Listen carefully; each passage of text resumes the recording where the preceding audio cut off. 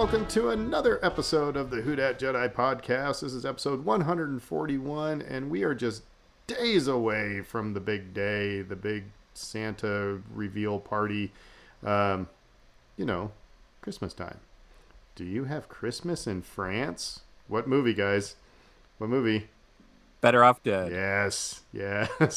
When Macron was in the States, my brother was just nonstop like texting and tweeting Better Off Dead quotes. Here's the state dinner. First we have French fries.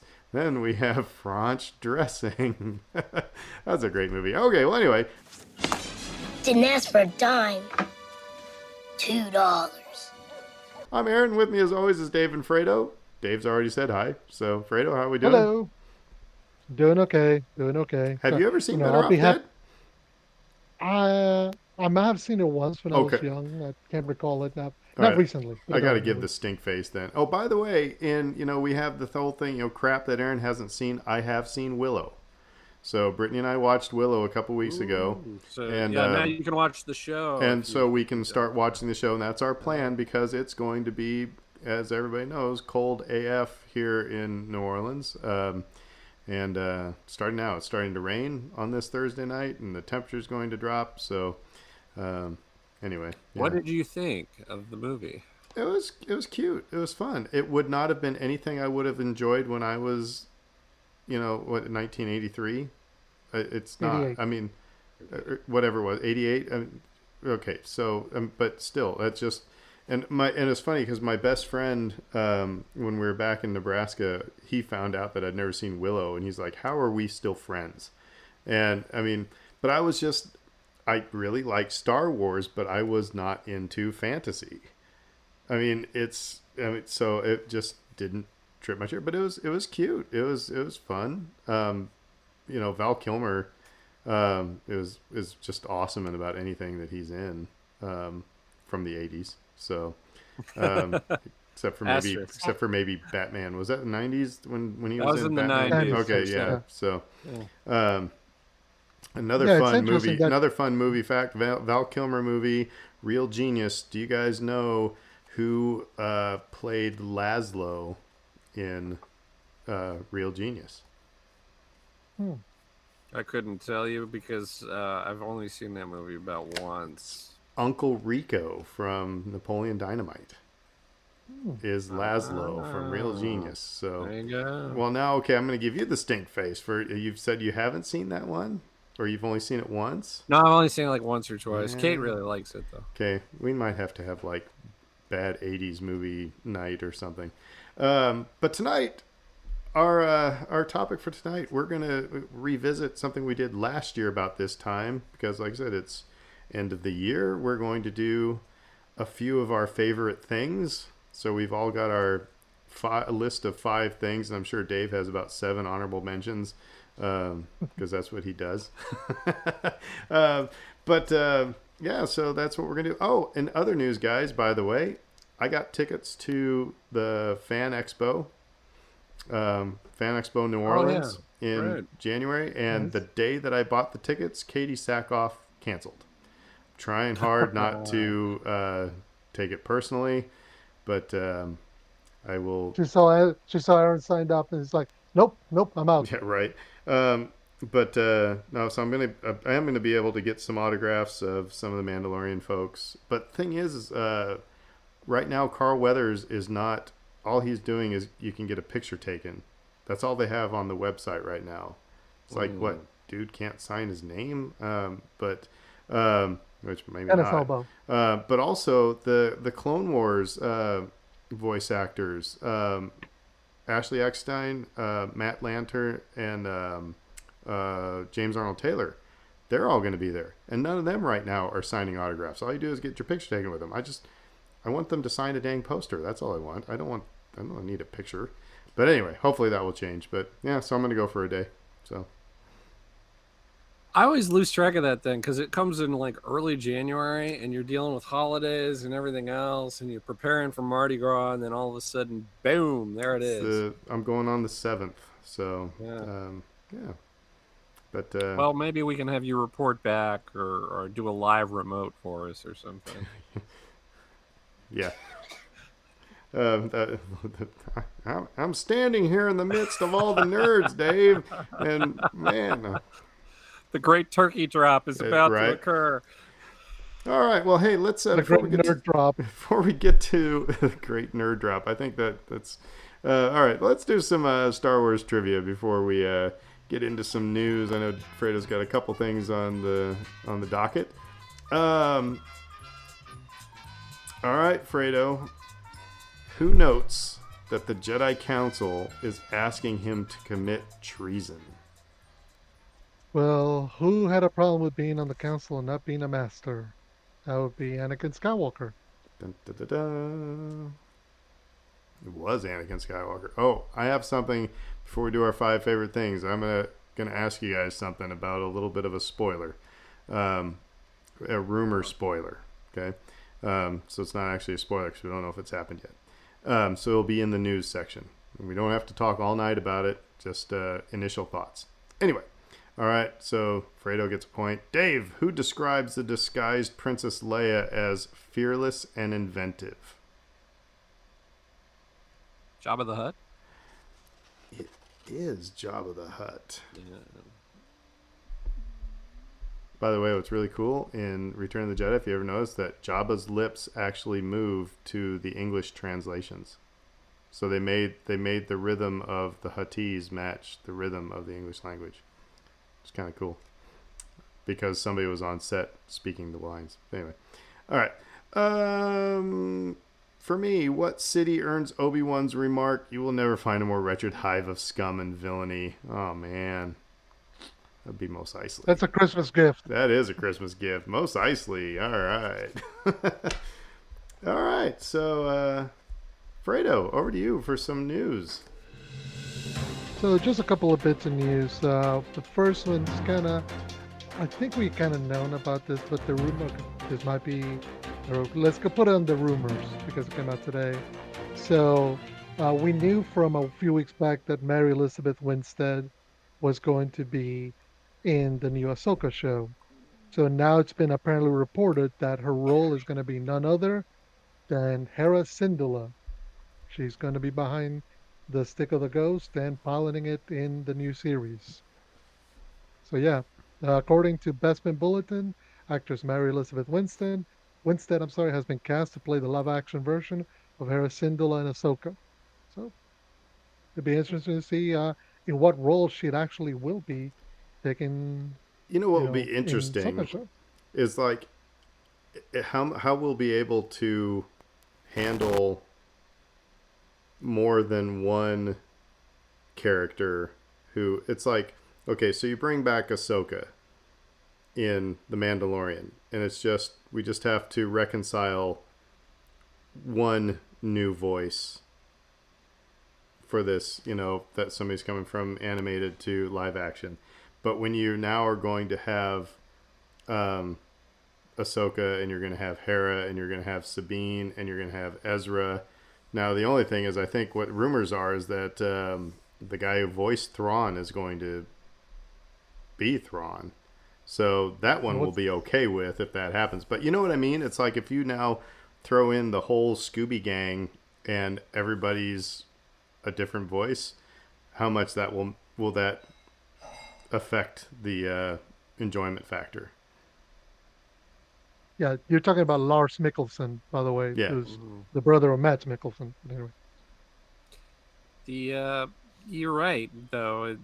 I think for my personal enjoyment, Ahsoka's voice threw me slightly. I didn't have any problem with the performance in general, other than just the voice doesn't quite match. It's like going to see the Eagles, and the only member from the original group that they have is Don Henley, and it's like, okay, yeah, they're playing the tunes, but it's so anyway. Yeah, it'll just be interesting.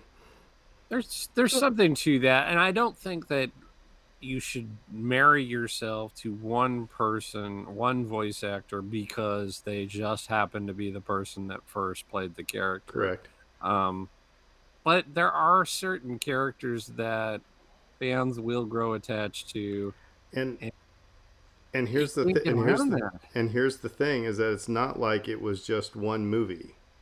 It's like you got 4 seasons of 19 episodes or whatever it was. Maybe I guess maybe about 14 episodes or something like that. So there's a Yeah. lot of stuff. I mean that Vanessa Marshall's voice is Hera. You know, That is I mean, one. That's one for me. That I mean, absolutely. That's one that will, if the voice isn't similar, it's gonna, it's we're gonna going to be bother able me to a little give bit. Ezra a pass because he's going to be old.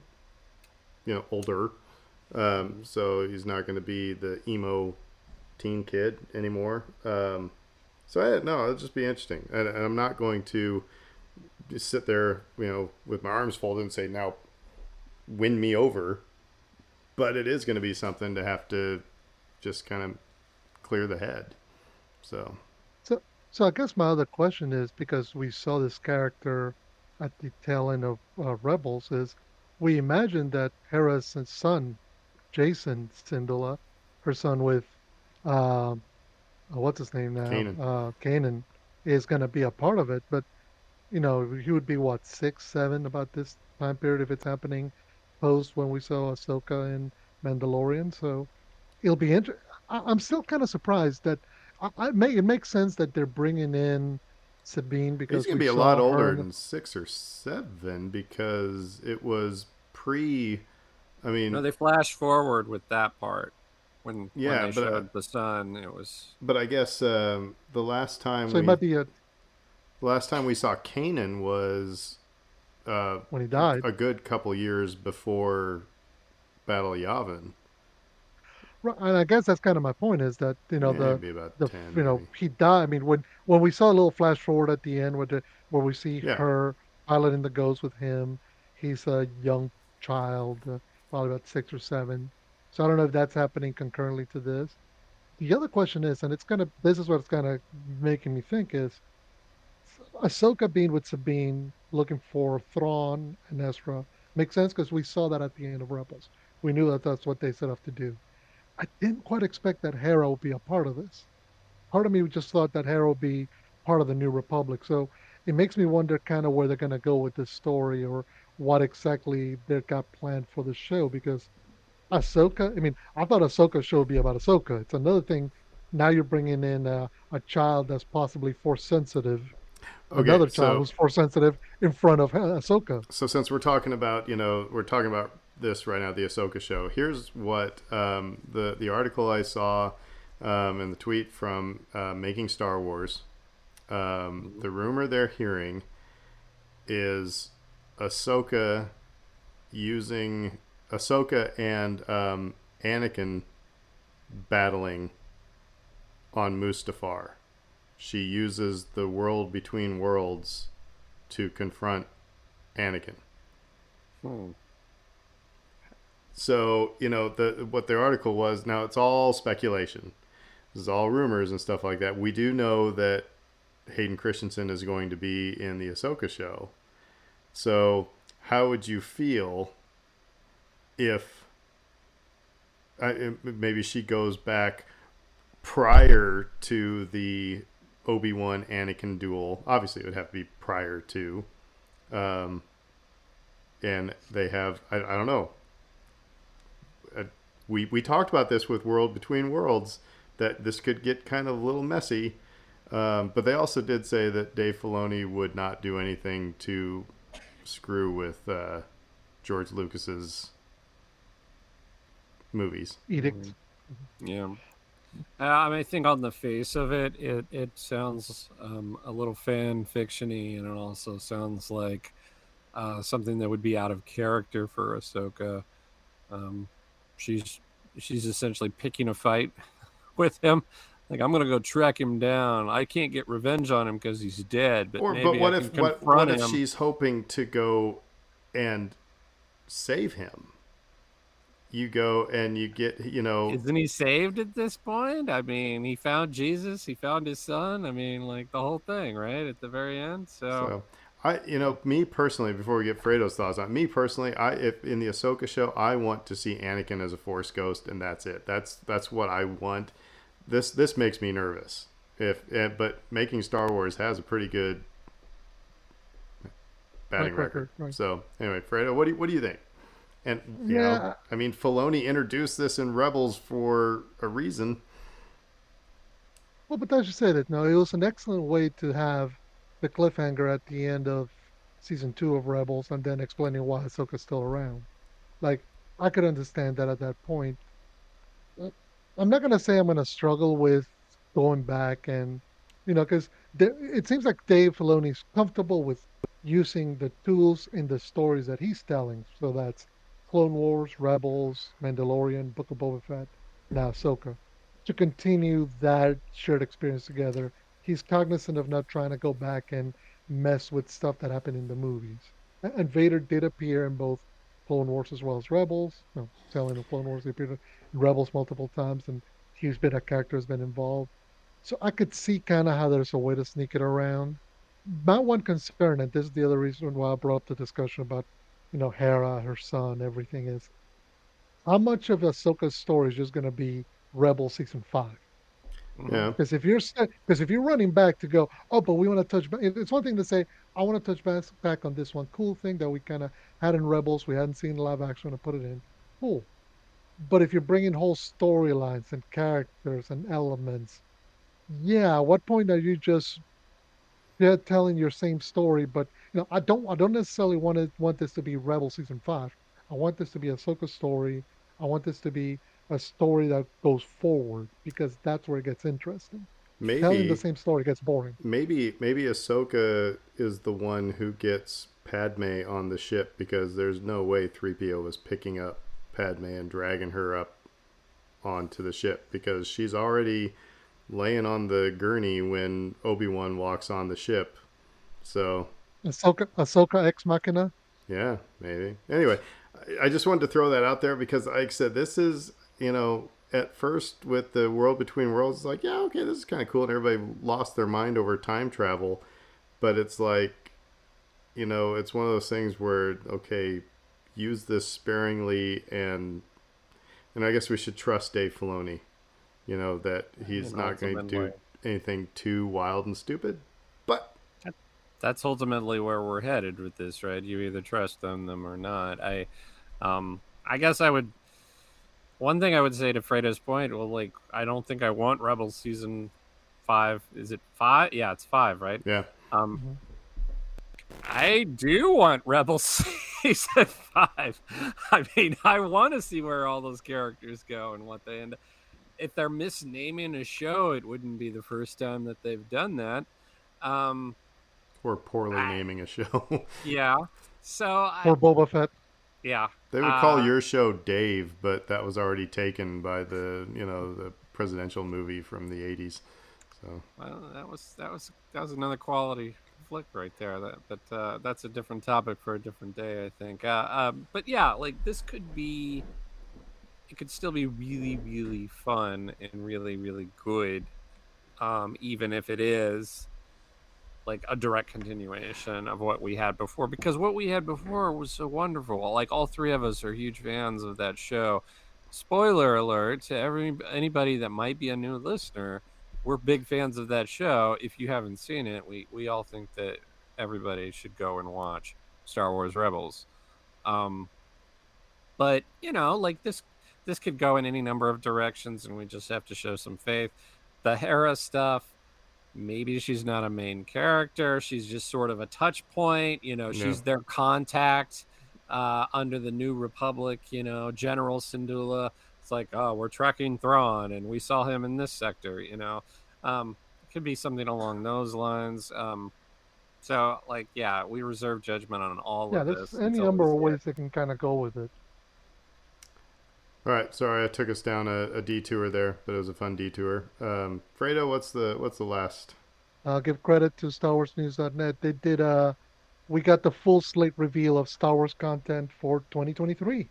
So this is what we're going to get next year.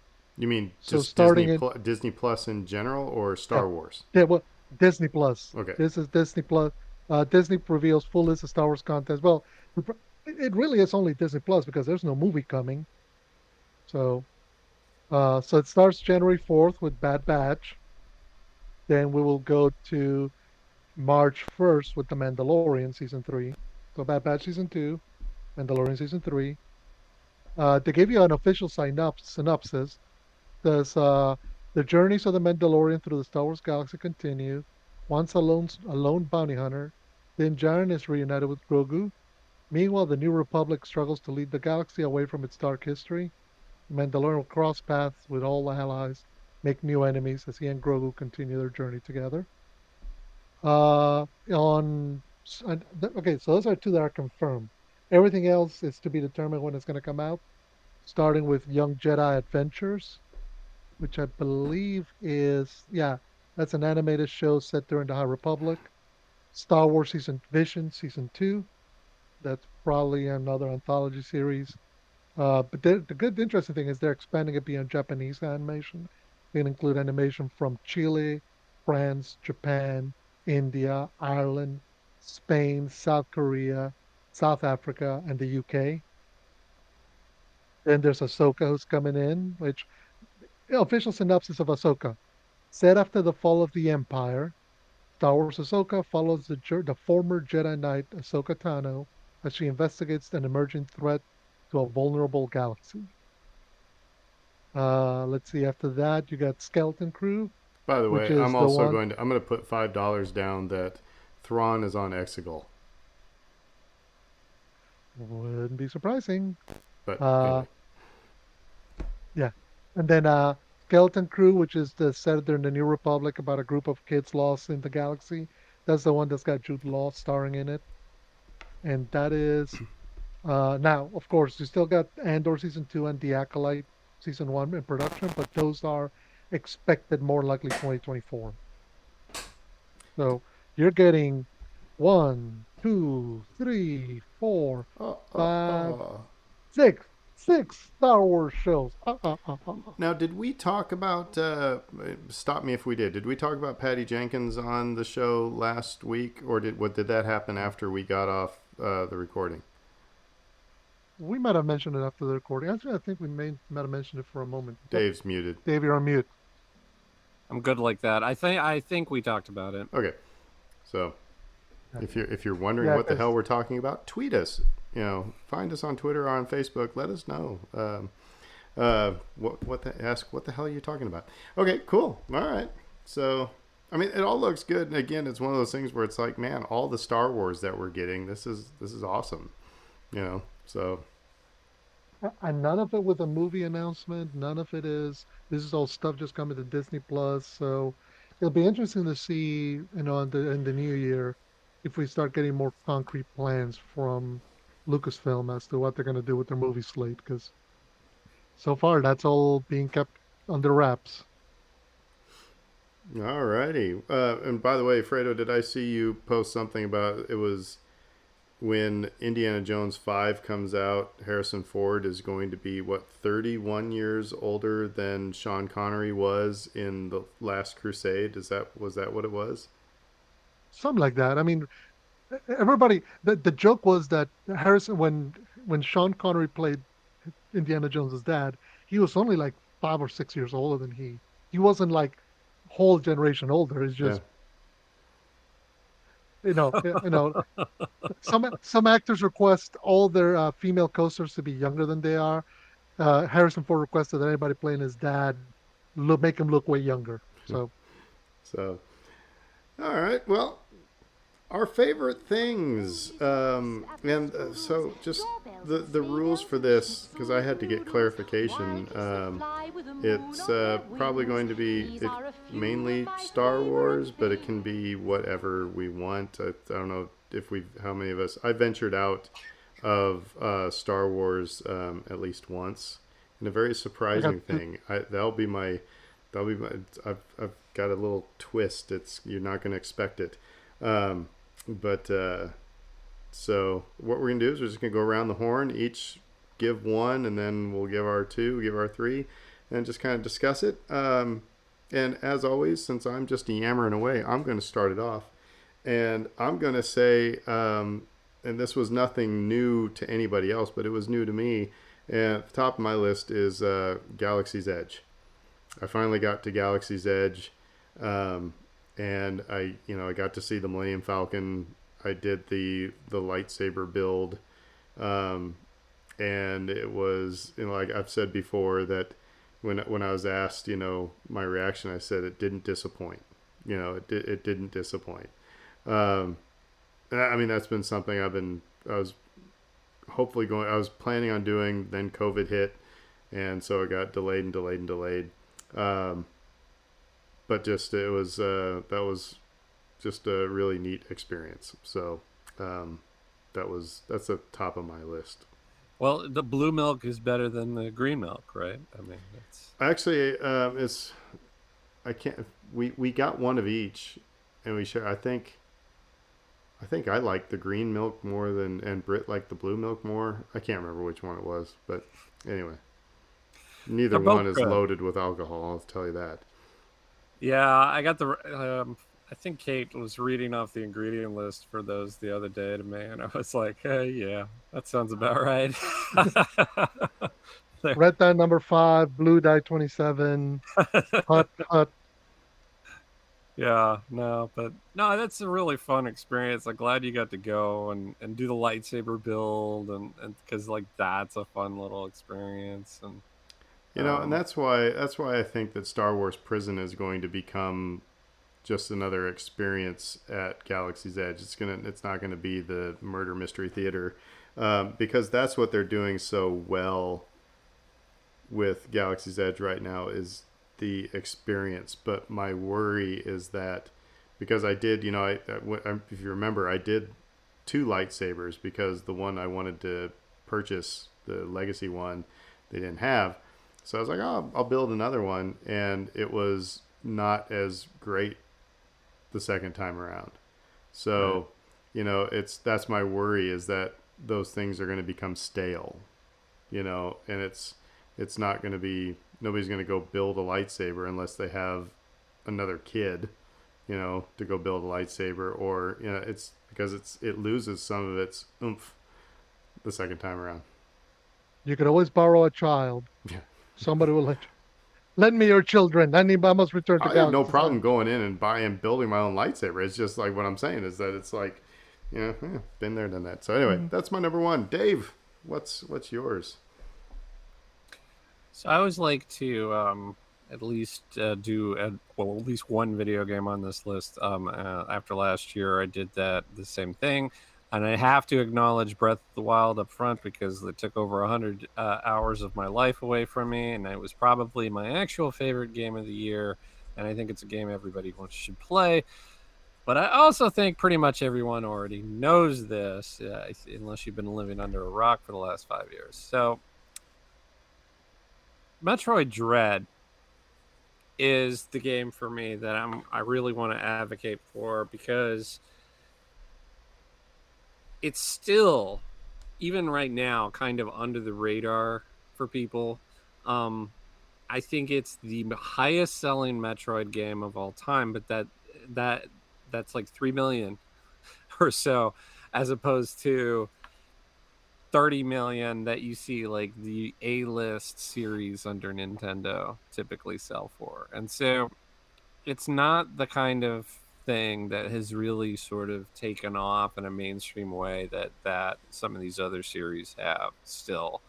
And so I wanted to make a pitch for it on that basis. And if you're uninitiated, Metroid is basically you're running around in an exploratory platformer. You're running around, but you don't know where you're going, and there are these aliens trying to kill you.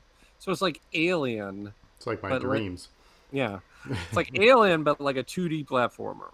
Okay, so this is the basis behind what it is. The basic premise is survival horror, and you don't really know where you're going, and you're kind of wandering around, and there are these aliens trying to kill you. And then the lore gets more and more complicated as you go along, kind of like Alien. The 3 big reasons that I would recommend this particular entry, and this is on the Switch. It came out last fall, I think last October. Firstly, the game is true to what matters most in Metroid, which is that exact thing: survival horror, getting spooked, trying to survive, and trying to figure out where to frick you're supposed to go at any given moment. You're powering yourself up as you go along. Things that you power yourself up with unlock paths for you that previously weren't open to you. So you end up doing backtracking. You go back to the beginning and you're like, oh, I can access this thing now. And then the whole game opens up for you, right? So this is very true to that spirit of what Metroid was from the very beginning. And it does a good job of that. 2, it introduces these characters called Emmys, which are these robots that are basically unbeatable, and they can track you through sections of the game. You enter a certain section of the game, and you know the way that it's marked there's this killer robot that's going to chase you through this zone, and you can't do anything about it. All you have to do is run. And you can hide, you can do a couple of other things, but you cannot defeat this robot. And so the name becomes super apt. Metroid Dread. You get to a section of the game and you're like, oh gosh, this robot's going to chase me now and I'm going to die. This is terrible. And so like that they graft onto the original game, and it's really, really fun. But then like finally it also is the smoothest controlling game I've maybe ever played in my entire life.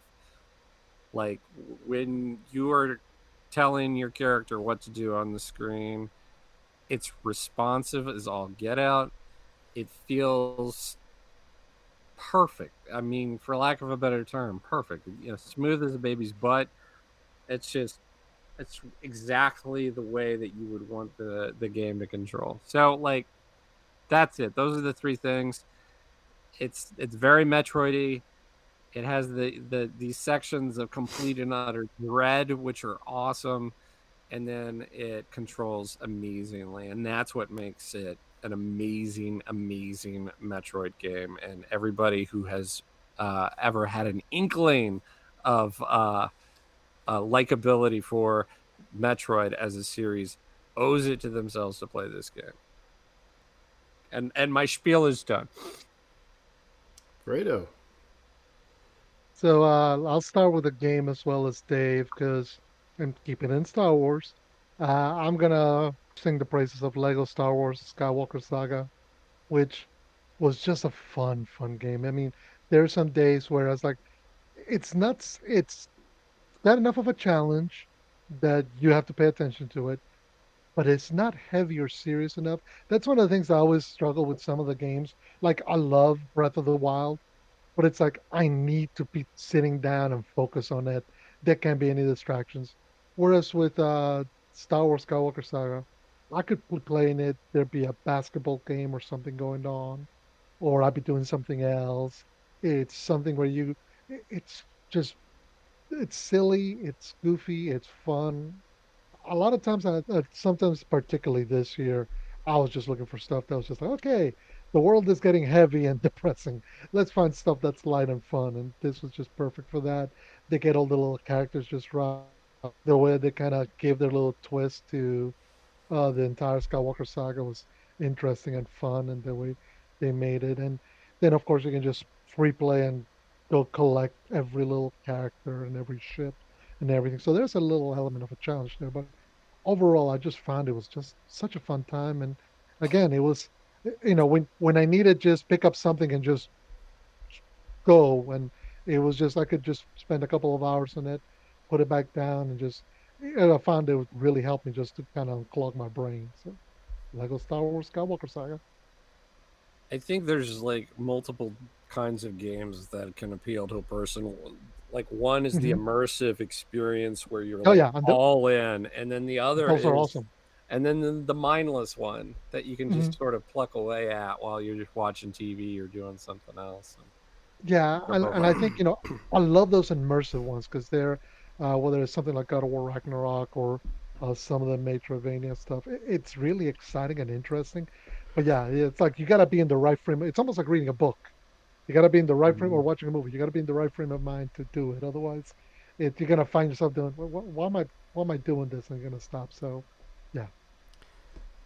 So I'm gonna go really easy, really softball on this next one, and that's just the I'm just gonna put Disney Plus. I'll talk specifically about one or two in my list later, but just in general, the fact that we got the Book of Boba Fett, we got especially Kenobi, and we got Andor. Um, those were just those were delight. I mean, we had our problems with Book of Boba Fett, but um, it was just it was like long time coming type. It was just those are just three great shows that were on Disney Plus all in this year, and that's we've talked about it before. It's like people who are we were saying, man, when's the next movie? It's like, dude, you just got like not three movies, but you got basically in essence three trilogies. It's like when you talk about just the sheer time, that they of the runtime of those, and it wasn't like it's the fact that we got Ewan McGregor as Obi-Wan and Hayden was Anakin. We got you know it's just well done stuff. Like I said, I've got a couple specific things that I'm going to pick out earlier, but this was just a hands down a great year for Star Wars content on Disney Plus. Well said.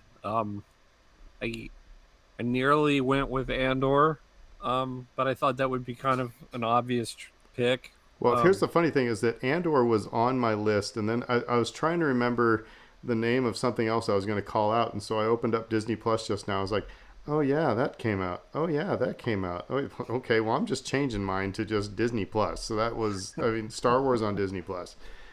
So sorry, Dave, I stepped on you, but that was, yeah, yeah, no, it's your item. I agree.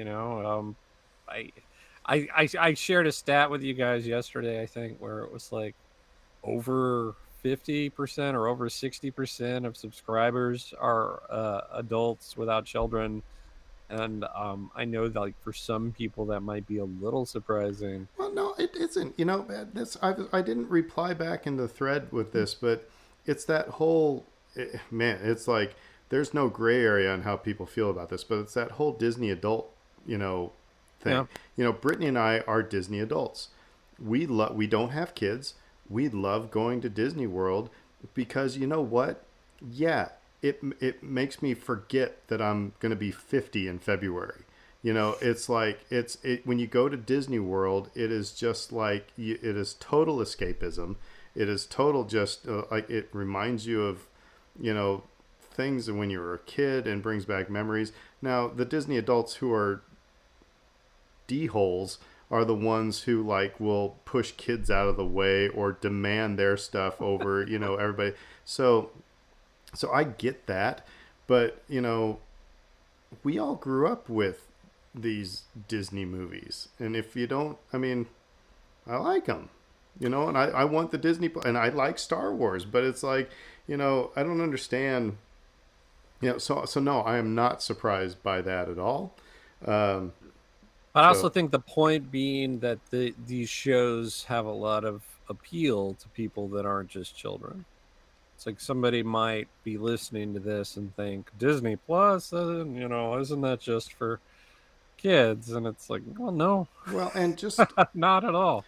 go back and just to watch like, you know, The Lion King, the animated Lion King, and just remember what it was like. I said, what it was like before you had bills to pay. It's just that's. I Hmm. mean, it's yeah. So I get it. It's like people think maybe it's nothing but Snow White and the Seven Dwarfs, but there's a lot of good stuff on Disney Plus. But from Star Wars content this year, this has been their best year. So Bold statement, sir. I I think it was. I mean, how hard we said it was going to be difficult to top the Mandalorian, and then their second year, they swung for the stands again. Fredo? I'm gonna come in and help you. No, I was gonna say I was gonna come in and help you, but I'll let Dave go next. Uh, yeah. So I almost went with Andor. But I thought that'd be too obvious. If you're listening to this and you haven't started watching that show, you should start watching that show. We all love it. Um, it seems strange to even say this now, but I feel like Stranger Things has sort of fallen off of people's radars a little bit. And that's insane because over the summer, like running up that hill was like literally everywhere.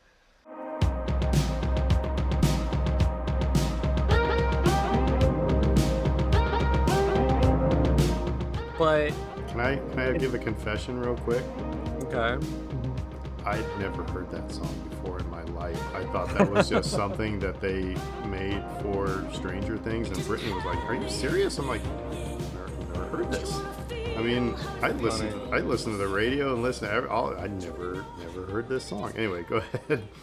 Well, that was, my wife always liked that song a great deal, and so that was where a lot of my familiarity with it came from. But like, And some then of the Master of Puppets.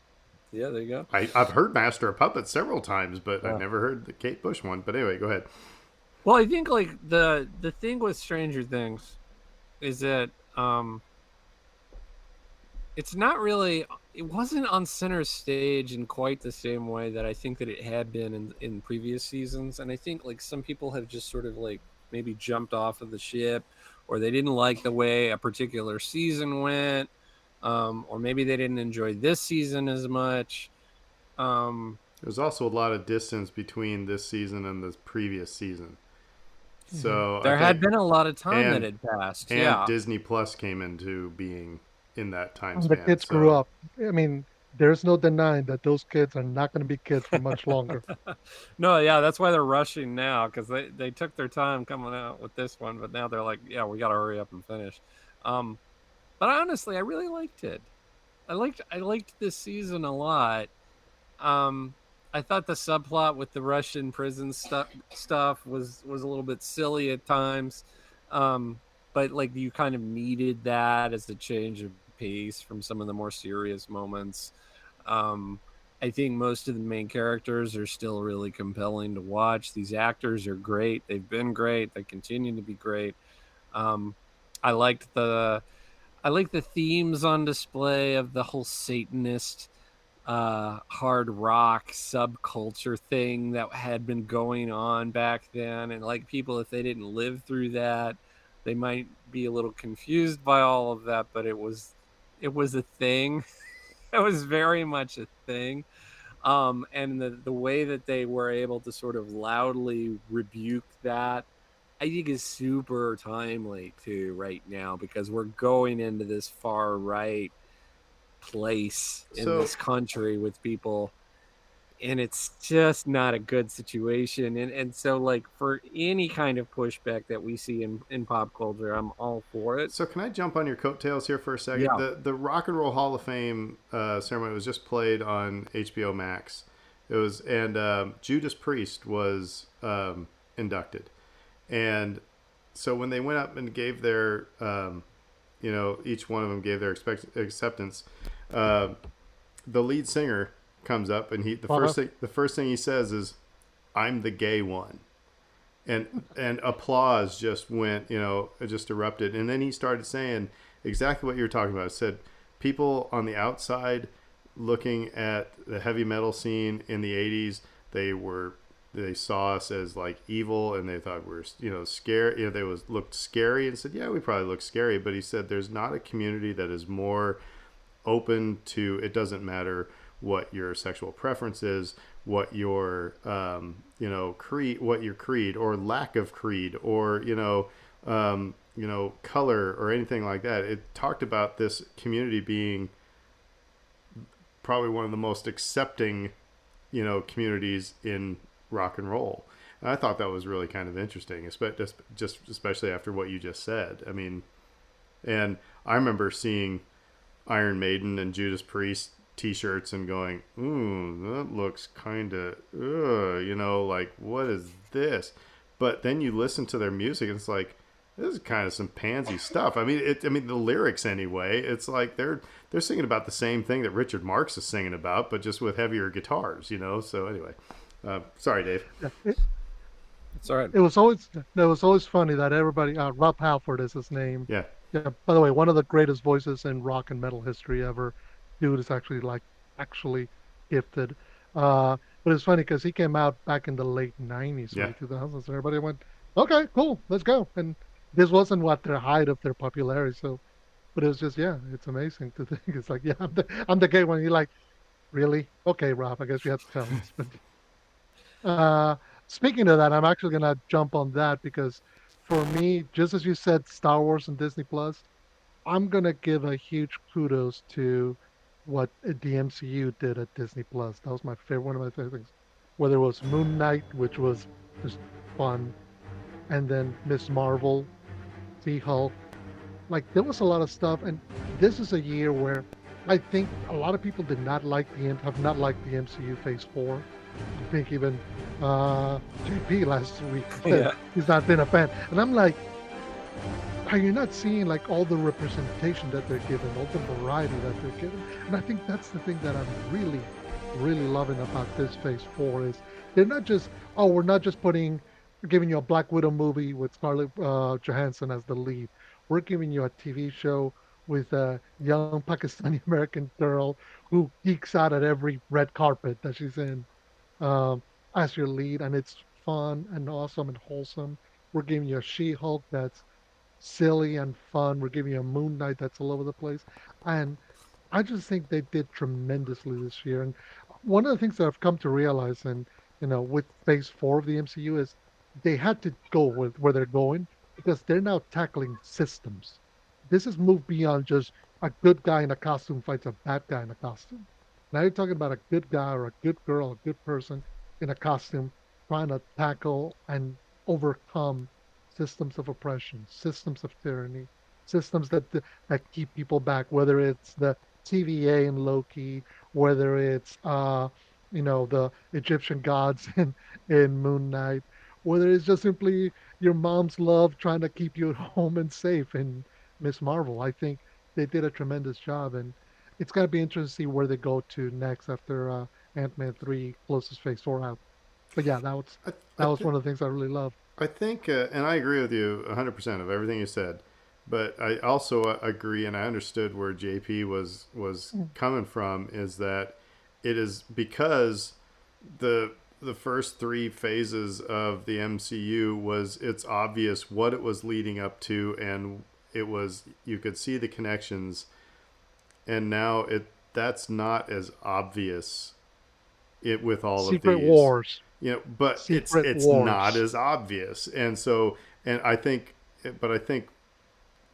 it would be, yeah, that's what I think people are struggling with, and so Marvel made their own monster, and now they're having a hard time, reminding people of, just be patient because, anyway. All the comic book nerds like me were telling you in 2012, Infinity Saga, Infinity Gauntlet in 2012 when we saw the half glimpse of Thanos, and everybody's like, "Well, who's that?" I'm telling you, Secret Wars, Yeah. Battle World. Like- In 5-7 years, when that's blowing everybody's minds, I'm gonna be here going, "Oh, you saw." We know, right? We do know that. We know where we're headed, and not only because they've announced it, right?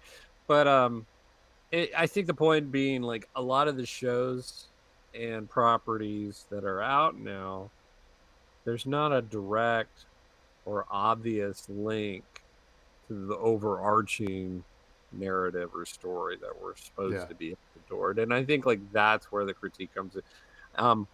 I loved She-Hulk for what it was, but it very much felt like a kind of it's its own thing. It's the David S. Pumpkins of the And it will be MCU. interesting to see what she looks like, what the CG looks like when they actually have more allowance to spend.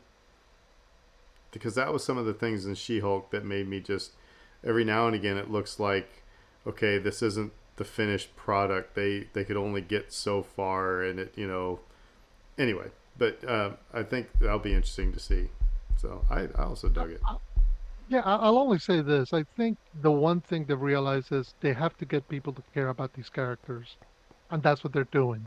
They want you to know who they are, what they're about, what they're doing. Just because the moment that they start throwing them into the meat grinder, that's going to be the talent. Look, the reason everybody was so emotional at the end of Infinity War wasn't because Infinity War snapped them away. It's because you had spent so many hours and years getting to know every character, whether it was Tom Holland's Spider-Man or Anthony Mackie's Falcon, whoever it was. Every one of these characters that you'd known and laughed with and followed, all of a sudden was gone. So you have to build that emotional connection, Yeah. and you can't just simply do that by upping the stakes and saying, well, now we're going to show you this character in the biggest part of their life and then the next biggest part of their life. So I'm okay with them doing this. I know it's not going to connect with everybody, but at the same time, there is a road. We're following it. Yeah, not everything is going to connect with everyone, but I 100% agree with you because when I watched Black Panther, there was one character in particular that felt very shoehorned in, that didn't do it for me because she was not well developed. That's all I'll say about that. I'm trying to figure out who you're talking about. Oh well. Well, I guess we'll talk offline. Yeah. All right, my next one. This is one I'm going to throw my curveball because I've been talking about Star Wars stuff, but I'm going to go with the musical Six.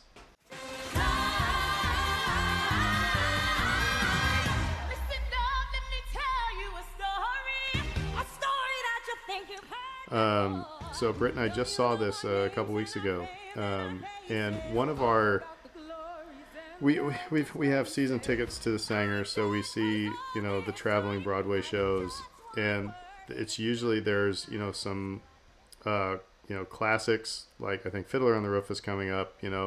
We've seen Les Mis, we've seen all the classics, and it's like felt like Broadway kind of okay. So then you get what's big now are these what we call the jukebox musicals. For example, it's just Mamma Mia. Yeah, Mamma Mia, Rock of Ages, right? Rock of Ages, and Rock of Ages was actually pretty good, but it's just or like the Gloria Stefan one, which was good. It was talking about her life, but it's just like now we're just going to put her hits in there, so it's like we're not really doing anything compositionally that's interesting. Hamilton was the first one that it seemed like it was a totally new, compositionally it was incredible.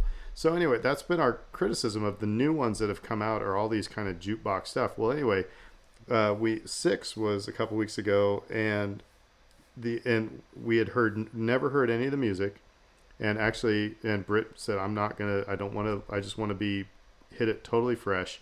All we knew is that it's about the 6 wives of Henry VIII, and the whole premise is that they are a girl band, like like a late 90s, early 2000s girl band. Think Spice Girls, and they're basically competing of who had it worse with Henry VIII, and the music it's pop, but it's original.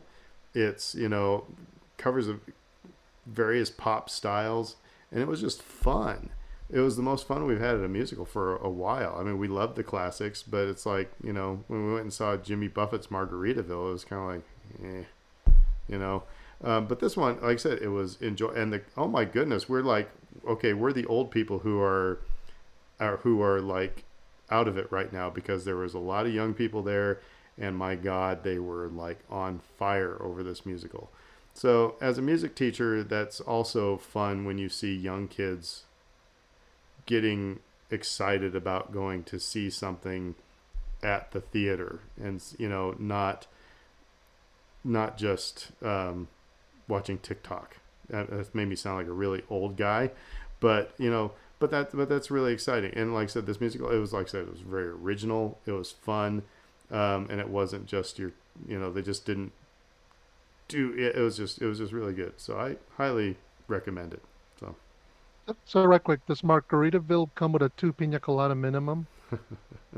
Oh yeah, that was It was like one of those things where you have to, like, 5 minutes in, you go, okay, this is what we're in for. All right, just again, you have to lower the expectations bar, and just I'm listening to Jimmy Buffett music, and it's McDonald's cheeseburger time. You know what I mean? Um, yeah, we're not getting Phantom of the Opera, folks. But that's the problem, is that it seems like creativity um, is becoming less and less. It's like, okay, so I mean, the three of us could sit there and grab our CDs off the shelf, and we could design a musical and not write one piece of music. Right. And I'm sorry to all the music people out there listening, arranging music is not the same as composing music. I have arranged music before. It's like I've taken a rock song and arranged it for a marching band. That's different than somebody putting pen to paper and writing something 100% original and telling a story at the same time, writing a libretto to that.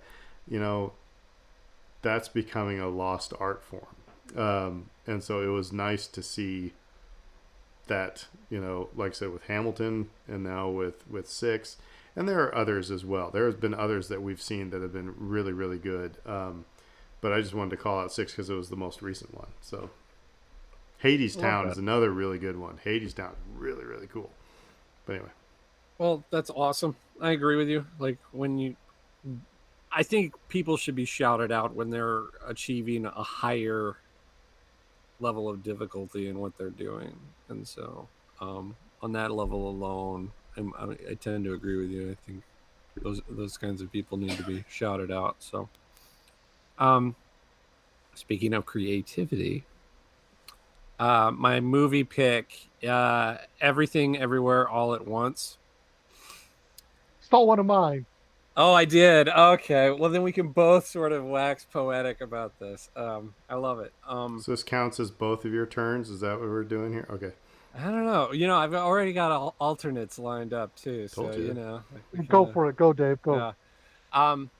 My standard caveat with all recommendations is this: not everyone is going to enjoy this particular thing, but everyone should try it on for size to decide if they would like this. I lost my crap laughing at this movie. Again, like, humor is subjective. Certain people are going to find certain things funny and other things not. But I lost it watching this movie on multiple times. And, like, where you're hurting from laughing, and your face hurts from laughing, like that level of laughing. So I don't want to spoil the movie. Aaron, have you seen this? I haven't seen it. One? Nope. Okay. All right. I don't want to portray it as some genius level. It's not the funniest movie since Animal House. Right. And I don't want to build up expectations too high. Funniest movie since Animal House. But it's also not a movie that's just strictly goofy, which I've seen some pushback from some critics. Like, their end of year lists are coming out, like movies of the year, and people are listing this movie, and other critics are like, no, it's too dumb. It's not highbrow enough, right?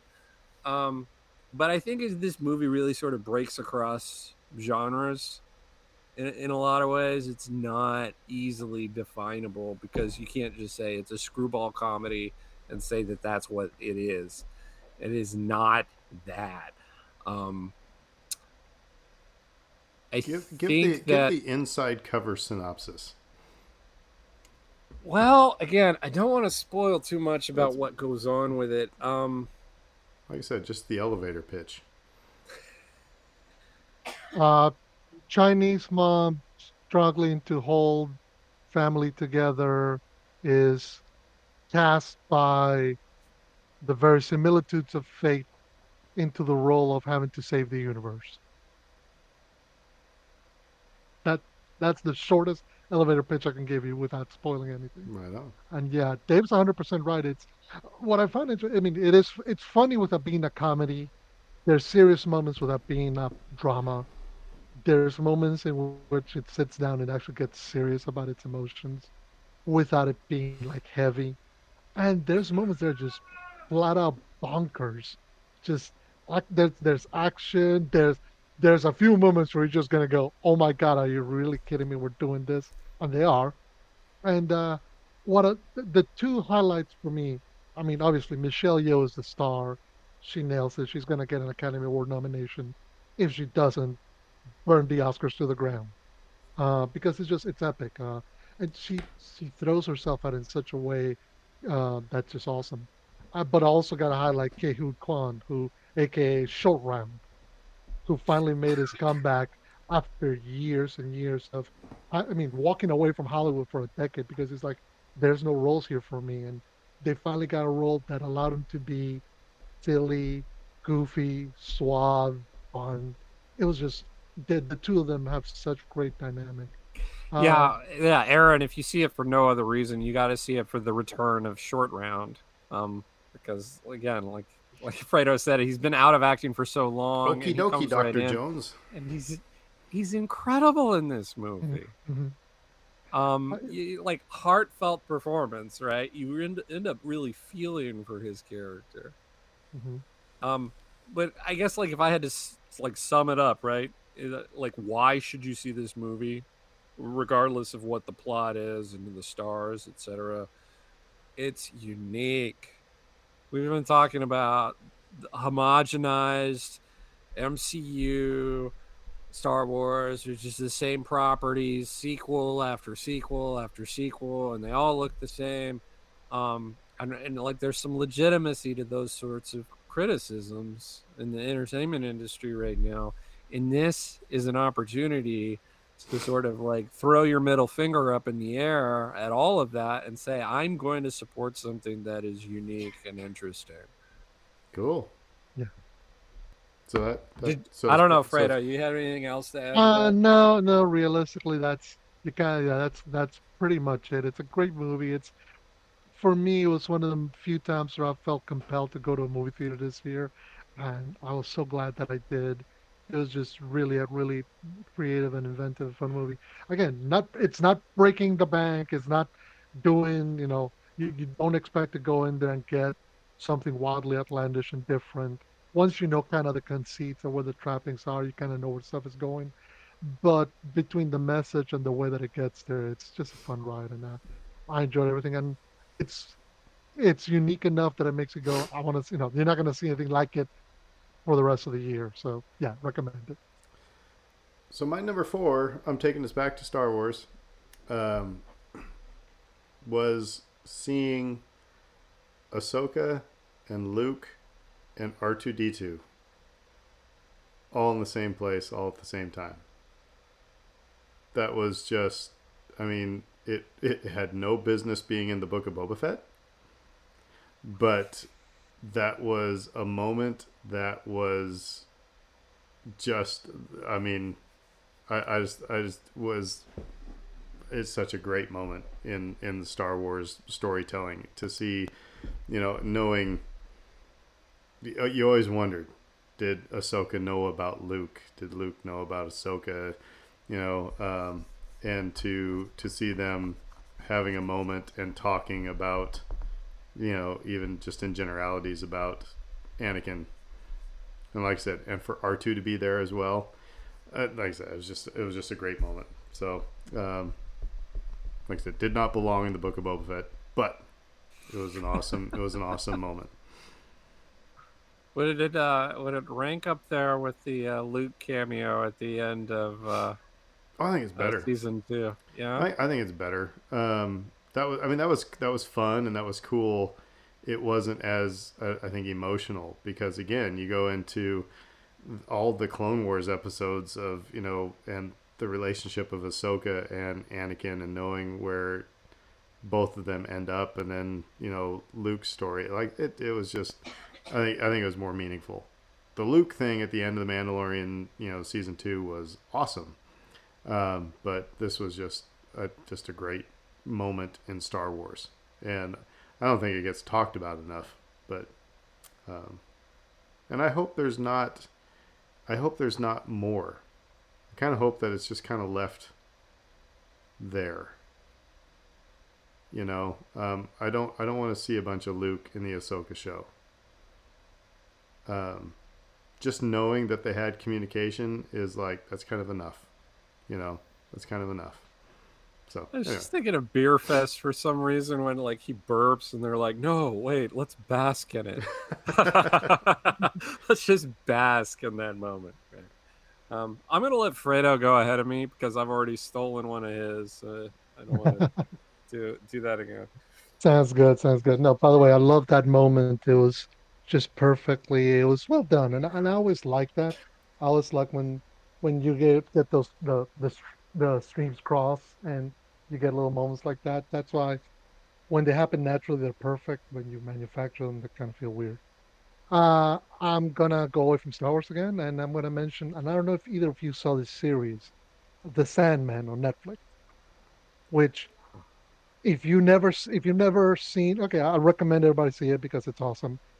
But The Sandman, I mean, if you've ever read the graphic novels, the comic books that it's based on, it's a volume, it's a 120 issue series. It's about the most creative. This one I will hype, Dave. This one I will go put in Sing Sing Scattershot because when you think about the comic book medium, graphic novels, it is as high art as the sucker gets. The comic book by Neil Gaiman, just the concepts, the ideas, the elements. I mean, it there's every reason to say this should not have worked, that series, as an adaptation as well as it did. I mean, casting, whether it was Dream, the storyline, that how he gets trapped, how he gets released, he gets his. There were whole episodes that were just taken right from the graphic novel and put in to live action. And this was a graphic novel series that came out in the early to mid '90s, and 30 some odd years later, it is still having such a tremendous impact on anybody who reads it. I can't wait for season two. It's creative, it's fun, it's dark. This is not a kid show. This is the episode in the diner is not for kids. The episode where they go to the serial killer convention is not for kids, surprisingly enough. But I love that it's in the midst of all that, it's very much a human story, and I love that about it. I cannot wait for them to start telling some of those other fun stories in it. The next one I wanted to shout out was courtesy of my wife, who got me into this, and it's Neil Francis. And I have to explain briefly. I think there are a couple of different artists, musicians that came out recently with albums called Neil Francis. So there's a potential for confusion there. This guy spells his name Neal Francis. His album is called In Plain Sight. And you can listen to this thing beginning to end and just like dig on it. Take a look around. Tell me what you find. Problems that you have are the ones on your mind. And you can't stop the rain. It's got this 70s studio aesthetic to it, where you're listening to like a funky, almost Stevie Wonder-esque sort of influence vibe, and it just grooves and it just rocks and it's fun and it's like you're gonna pull into jazz and funk and blues and this kind of groovy, smooth sound that, with the plugged in keyboards, that sounds like that studio sound from that era. Like he's like really tapped into that and really sort of just recreated it. He's toured here a couple of times. He works with local musicians on the regular. He spent time here. I think he's coming back for Jazz Fest in a few months. So if anybody here locally is like, I'm curious about this now that you're talking about this guy, he's coming soon. You have time to check out his music and decide if it's for you or not. I do think a lot of people are sort of dabbling in funk nowadays. I don't know if that's like a popular sound for people. Um, and I think people could do just fine sticking with, your stalwarts like Stevie Wonder, etc. But I think if you want to branch out at all, I think Neil Francis is a really, really fun guy to check out. And Kate and I have just really enjoyed listening to him. All right, so I guess it's my turn for the last one, and um, I guess I'm staying on the Star Wars train here. Kind of, actually, this is Star Wars adjacent, but very much in Disney Plus. Excellent documentary series on ILM called Light and Magic. It just that is, I can never get enough of watching documentaries on ILM and seeing how they formed. It starts from the very beginning, seeing what they're, how they evolved, and some of the, the most interesting type things was like, Phil Tippett was a huge model maker. Well, big stop motion guy with ILM. He was responsible for the chessboard, for the Rancor, things like that. And then when ILM started shifting into CG and seeing him kind of get shoved out of a job, just seeing that aspect of, like I said, ILM's evolution, very, very, very interesting. So it's a great documentary. So I don't have much more to say about it, except that was one of my favorite things to watch on Disney Plus this year. So Phil Tippett with the infamous dinosaur meme. There were dinosaurs in the kitchen, Phil, in the dang kitchen. Because I think his credit in Jurassic Park is dinosaur expert or something like that. So your turn, Dave, or mine? You go ahead. Okay, so since you mentioned music, I'm gonna mention. So this entire year, I've been trying to listen to as much new music as possible. Even though mostly by being a metalhead, I've been sticking to that neck of the woods. And I think as of last count, I've listened to like 95 albums this year. So it's a lot, been a lot. Which is, yeah. Dave plays video games. I don't have the time and patience for that, but I'll sit down and listen to a record. I'm going to highlight, it's two records from a couple of years ago. Actually, one's 5 years, one's 3 years, from Canadian power metal. So it's a band called Unleash the Archers. They did a two-album set. One came out in 2017 called Apex. One came out in 2020 called Abyss. It's, imagine an MCU movie, but in album format.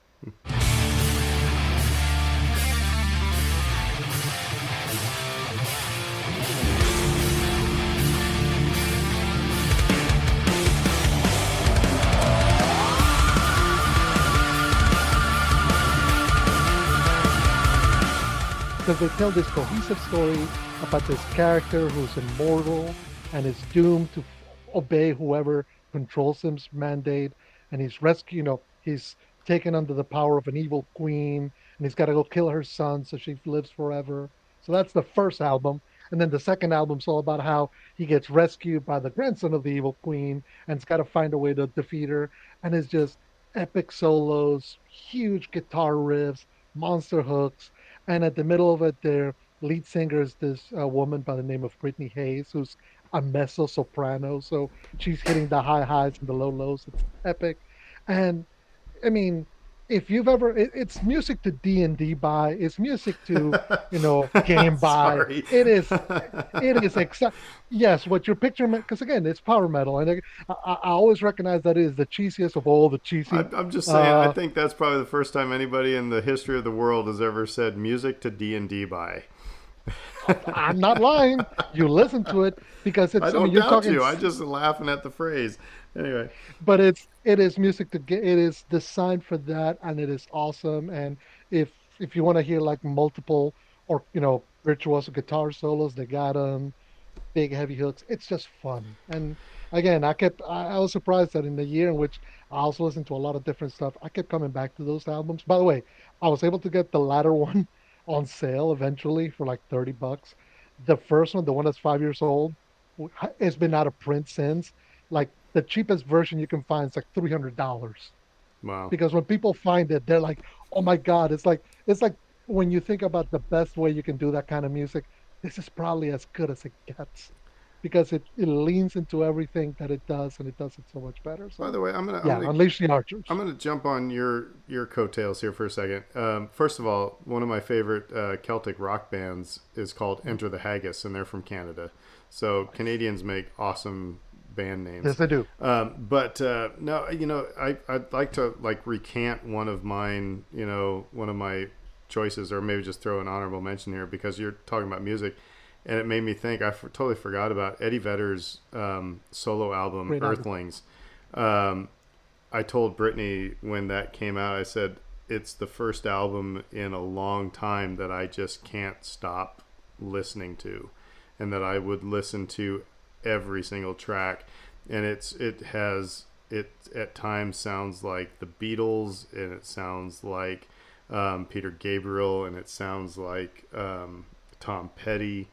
It sounds like Bruce Springsteen. It's like Everything but Pearl Jam. right. Everything It but Pearl sounds Jam. nothing like Pearl Jam at all, and it is just so that's been one. Like I said, I get excited when one of the songs comes on my playlist when I'm driving in my car. So it's just a very, very, very good album. And actually, you guys got to find the YouTube clip at a show. They covered The Cure, Just Like Heaven, and they learned it like 30 minutes before they went on, and it's awesome. So yeah. Anyway, sorry, I jumped on your coattails. I agree but 100% with you. It was one of my favorite albums this year because I mean it's exactly nothing like a Pearl Jam album. I even think I told you, like, if they had put this out as a Pearl Jam album, I think people would have rioted yeah, because it sounds nothing like their sound. and I I love think Pearl Jam, and this was Oh yeah, no. this album is great. Yeah, This was an opportunity for him to kind of do stuff like, I mean, he has a duet in there with Elton John, yeah. which is fun. It's really great song, and I think this allowed him to kind of lean into his idols, lean into his influences, get a lot of stuff that, again, there's an identity to Pearl Jam that this would not have fit, but he needs to get it out, and that's perfect. It's a really well done album. And by the way, I also want to say that I know that Richard Marx never sang anything like "Breaking the Law," but so anyway, go ahead, Dave. What's your final one? I'll just end this on a lighter note. The Guardians of the Galaxy Holiday Special. I still haven't seen that yet. I guess I'll watch it this weekend. I adored this. For someone that had a bit of a sour taste with the MCU and like where we've been, and there's the movies have been like kind of not doing it for me. Television shows have mostly been working, but some of that feels a little bit like too much of a time investment. This thing, you're in and out in like 45 minutes. And it's delightful. It leans into every Christmas trope that you possibly could, but it does it in an elegant way, where you don't feel necessarily like this has been done 5,000 times before, or even maybe you don't mind that it's been done 5,000 times before because it's just so earnest. Again, the humor mileage may vary. I thought it was really funny, but we really enjoyed the musical numbers. The musical choices, James Gunn, like every time he crushes it, he picks the perfect song for his movie every time. And this is the case here. And you have a nice cameo with the old 97s, if anybody's familiar with them.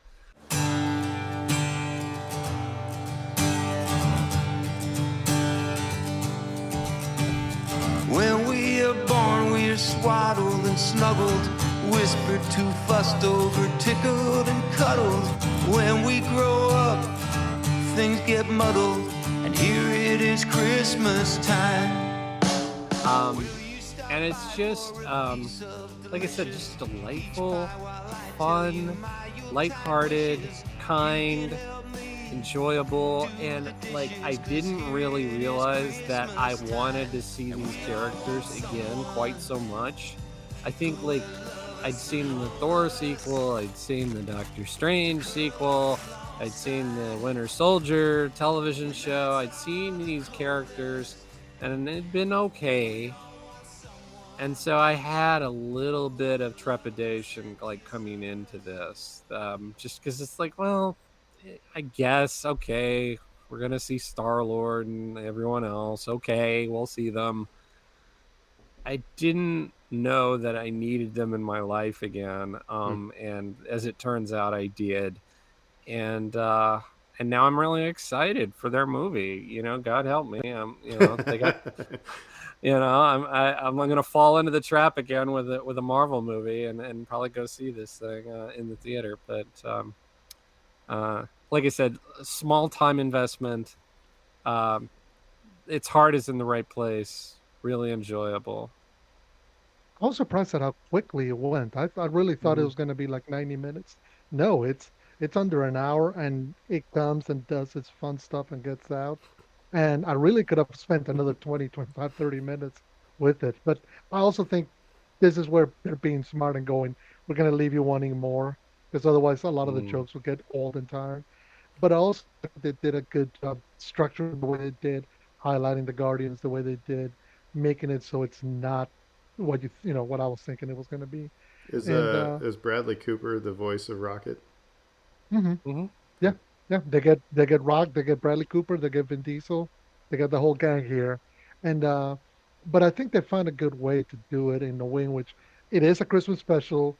It is heartwarming. It's all the Christmassy stuff you want to get out of a Christmas special, and yet it's not.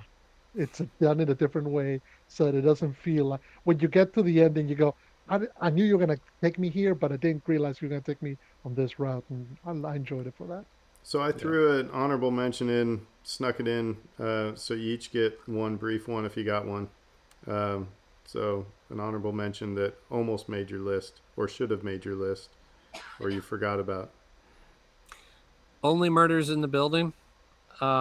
I don't know if either of you guys have watched any of that. It's like the murder mystery show on Hulu starring Steve Martin and Martin Short.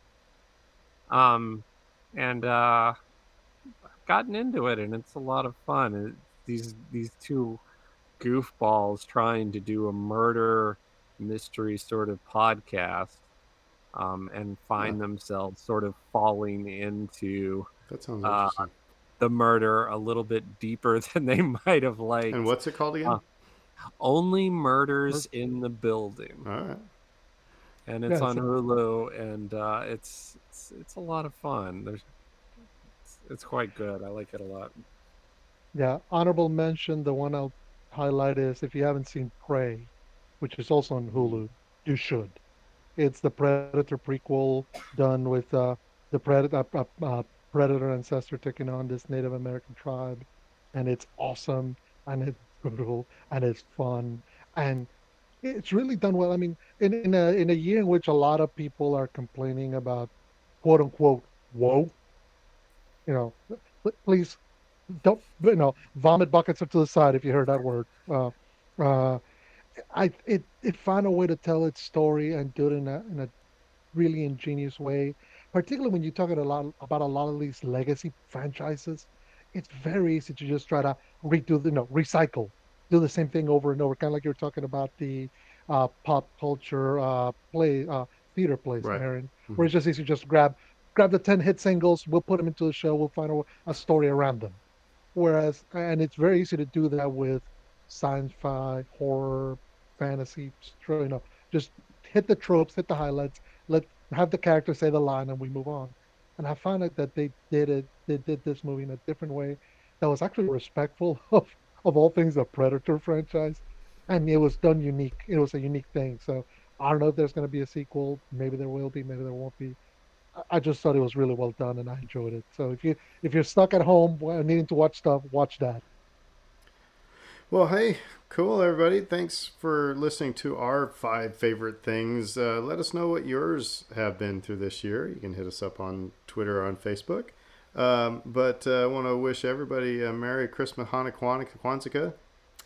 So whatever you are celebrating and whatever you are doing in this holiday season, hope that it is awesome and just awesome. And if you're in the New Orleans, well, actually, apparently anywhere in the United States, stay warm. But especially if you're in New Orleans, if it's icy, don't go driving.